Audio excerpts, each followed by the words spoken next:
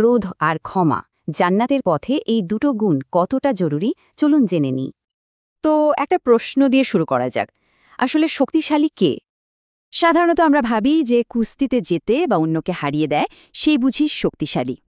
মানে শক্তি বলতে আমরা বাইরের ক্ষমতা আর অন্যের উপর তহক্কুমকেই বুঝি, তাই না? কিন্তু রাসূলুল্লাহ সাল্লাল্লাহু আলাইহি ওয়াসাল্লাম আমাদের এক অন্যরকম আরও গভীর সংজ্ঞা শিখিয়েছেন। এই কথাটা শক্তির পুরো ধারণাই কিন্তু বদলে দেয়। তাহলে দেখুন বাহ্যিক আর ভেতরের শক্তির মধ্যে পার্থক্যটা ঠিক কোথায়। তার মানে আসল শক্তি কিন্তু অন্যকে হারানোর মধ্যে নেই।